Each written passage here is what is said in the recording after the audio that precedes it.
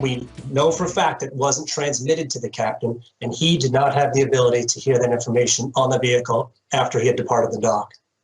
The National Transportation Safety Board completes its investigation into why a Ride the Ducks boat sank on Table Rock Lake. Good evening and thanks for joining us. I'm Heather Lewis. Good to have you here at 5. I'm David Oliver. Of course, that boat took on water during a severe thunderstorm back in 2018. 17 people were killed.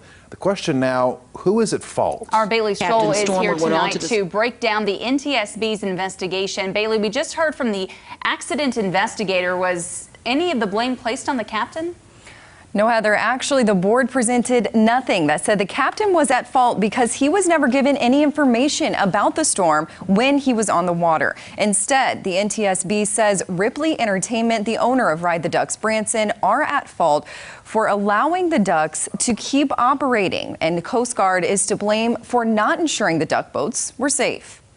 The highest winds recorded on Table Rock Lake that day was 73 miles per hour, nearly double the maximum winds duck boats are allowed to be on the water. That's 35 miles per hour. The board says staff at Ride the Ducks knew a storm was coming, but chose to send the duck boats out on a tour anyway, trying to get their last tours in before it hit. But what actually caused the boat to sink was not a problem with the bilge pumps. Instead, it was an air intake hatch in the front of the boat that was forced open by water and flooded the boat up from the bottom.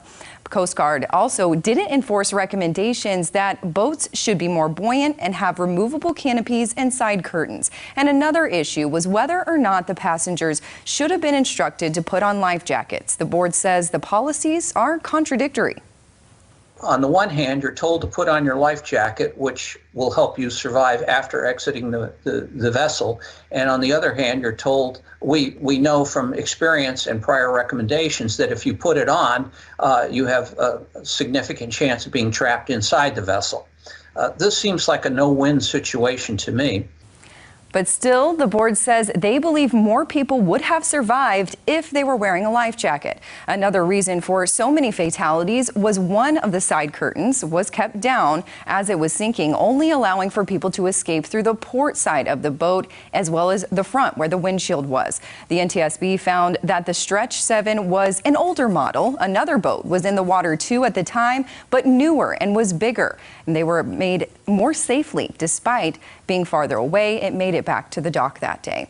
Now, where do we go from here? As of last week, the Coast Guard officially adopted the NTSB's recommendations on buoyancy, canopies, and side curtains on duck boats. And even though the NTSB said they don't believe the captain was at fault here, he has already been indicted on charges of misconduct.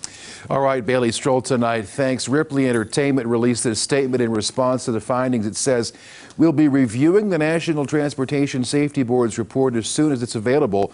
Branson Ride the Ducks fully cooperated with the NTSB's investigation into the accident that happened in July of 2018. We remain dedicated to working with the community of Branson and continuing our support for all those who were impacted by the accident.